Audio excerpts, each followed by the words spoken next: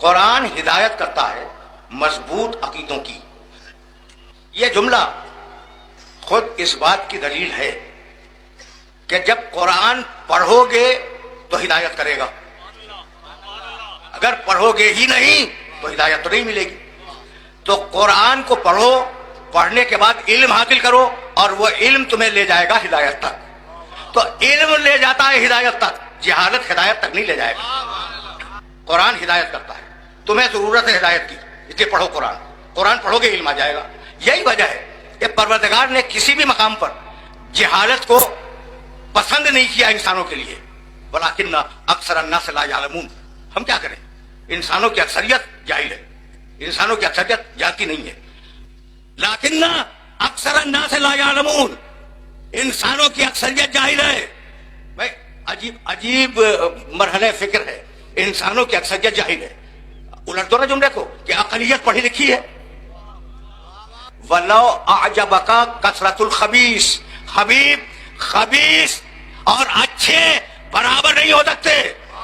اگرچہ تجھے خبیث کثرت سے نظر آ رہے ہیں تو خبیث کبھی اپنی اکثریت پہ ناز نہ کرے، اس لیے کہ خبیث ہے. اچھا تو خبیث اور طیب برابر نہیں ہو سکتے. بھائی توجہ ہے، جاہل اور عالم برابر نہیں ہو سکتے. وہ آیت میں ابھی پڑھوں گا، لیکن ذرا سا فاصلہ دے کر. تو لیکن اکثر الناس لا یعلمون، پوری انسانوں کی جو اکثریت ہے نا، اکثریت وہ جاہل ہے، وہ جانتی نہیں ہے. یہ لوگ جانتے نہیں ہیں. سورہ روم 30واں سورہ، اس کی 20ویں آیت، بس ایک ہی آیت کوٹ کروں گا اور آگے بڑھ جاؤں گا. فاقم وجهك للدين حنيفا فطرة الله التي فطر الناس عليها لا تبديل لخلق الله ذلك الدين القيم ولكن اکثر الناس لا يعلمون. اب میں نے دین قیم دے دیا، میں نے مضبوط دین، اللہ کہہ رہا ہے میں نے مضبوط دین دے دیا. لیکن اکثر الناس لا يعلمون، لیکن انسانوں کی اکثریت اس بات سے آگاہ نہیں ہے. انسانوں کی اکثریت جاہل ہے.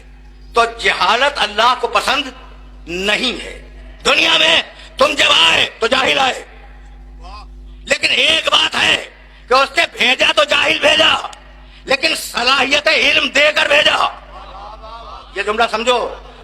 واللہ، بار بار میں نے یہ آیت کوٹ کی ہے سورہ نیل کی. واللہ اخرجکم من بطون امہاتکم لا تعلمون شیئا وجعل لکم السمع والابصار والافئدۃ لعلکم تشکرون. واللہ اخرجکم من بطون امہاتکم، اللہ نے تمہاری ماؤں کے پیٹ سے تمہیں باہر نکالا. کیسے نکالا؟ لا تعلمون شیئا، تمہارے پاس ذرہ برابر علم نہیں تھا. ذرہ برابر علم نہیں تھا. پھر کیا کیا اس نے؟ تمہیں آنکھیں دی، تمہیں کان دیے، تمہیں دل و دماغ دیے تاکہ اس سے علم کو حاصل کرو. جو بھی دنیا میں آیا جاہل آیا. جب دنیا میں آنے کے بعد بھی جاہل ہے تو پیٹ میں کتنا بڑا جاہل ہوگا. جب دنیا میں آنے کے بعد جاہل ہے تو پیٹ میں کتنا بڑا جاہل ہوگا. سمجھ رہے ہو نا؟ اب ایک جملہ کوٹ کروں اور آگے بڑھ جاؤں. جب بنت اسد خانے کعبہ کی دیوار کے پاس آئی تو کہنے لگی پروردگار تجھے واسطہ ابراہیم کا جو میرے باپ ہے، تجھے واسطہ میرے اس بچے کا جو میرے پیٹ میں مجھ سے باتیں کرتا ہے. تم سب جاہل، وہ پیٹ میں باتیں کر رہا ہے. بھائی بہت توجہ رہے، بہت توجہ رہے. میں نے تاریخ کی کتاب سے یہ جملہ کوٹ کیا ہے، اپنے گھر کی کتاب سے نہیں کیا، کہ پروردگار تجھے واسطہ اس پیٹ والے بچے کا جو مجھ سے باتیں کرتا ہے. بھائی توجہ رہے، بات کرتا ہے. تم پیٹ کے باہر بھی جاہل، وہ پیٹ کے اندر اتنا عالم کے باتیں کر رہا ہے. تو تم اور ہو، وہ اور ہے. تو جب تم علی جیسے نہ ہو سکے تو علی کے بھائی علی محمد جیسے کیسے بن جاؤ گے؟ واللہ اخرجکم من بطون امہاتکم لا تعلمون شیئا. تم دنیا میں آئے ہو، ذرہ برابر تمہارے پاس علم نہیں تھا، لیکن صلاحیت علم تو دے دی.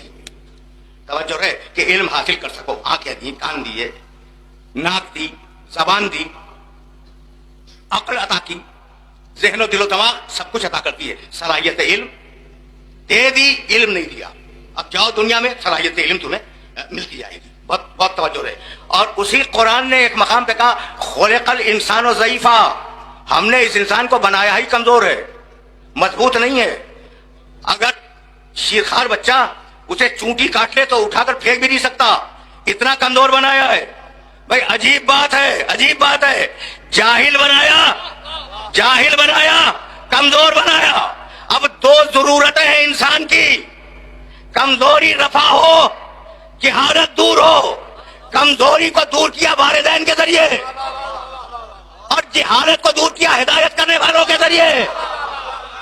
تو اب تم کمزور آئے اس دنیا میں جب کمزور آئے تو پروردگار نے تمہاری کمزوری کو رفع کرنے کے لیے دو معین کیے. دو یا ایھا الناس سورہ حجرات انا خلقناکم من ذکر و انثی. انسانوں سنو، تم سب ایک مرد اور ایک عورت سے مل کے پیدا ہوئے ہو. تو ماں اور باپ نے پیدا کیا، اور جب پیدا کیا خدا کی قسم اپنے باپ اور اپنی ماں کی عزت کرو، محبت کرو. جب پیدا کیا تو تم بیمار ہوئے، وہ راتوں کو جاگ رہے ہیں. تم بھوکے ہو، ماں بندوبست کر رہی ہے غذا کا. تم پریشان ہو، ماں باپ پریشان ہے. کیسا محبت بھرا دل دے دیا ماں اور باپ کو کہ اگر بچہ بے چین ہو تو وہ رات بھر بے چین رہے. اب کیا خیال ہے ہدایت کرنے والے کے لیے کہ اس کا دل رحمت بھرا نہیں ہوگا؟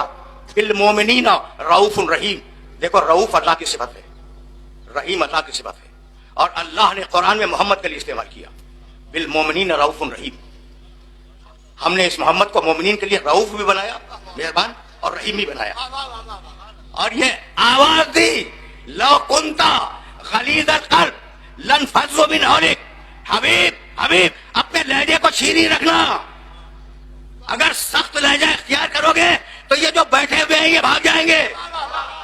اور اگر ان کو تم نے ہٹا دیا اور سخت لہجہ، لو کنت فظا غلیظ القلب، اگر تم نے سخت لہجہ اختیار کیا لانفضوا من حولک، تو تمہارے پاس سے یہ لوگ چلے جائیں گے. اور اب تیسری آیت، لا تطرد الذین یدعون ربهم بالغداۃ والعشی تطردهم فتکون من الظالمین. درمیان سے میں نے ٹکڑا چھوڑ دیا. حبیب تجھے حق نہیں ہے کہ کسی مومن کو اپنی صحبت سے اٹھا دے. کسی مومن کو تجھے حق نہیں ہے کہ اپنی صحبت سے اٹھا دے. تو اگر اٹھا دے، کیسی محبت دی، کیسی شفقت دی، کیسا شفقت بھرا دل دیا. بھائی توجہات مبذول رہیں. وہ ماں باپ، یہ ہادی ماں باپ کا کام حفاظت کرنا بچے کی، اور ہادی کا کام علم دینا. بات تو سمجھ میں آ گئی نا؟ اب کیا کرو گے کہ میرے نبی نے کہا وہ جو ہادی ہے اسی کو پھر باپ بھی بنا دیا. انا وعلی ابوا ہذہ الامہ، میں اور علی اس امت کے دو باپ ہیں.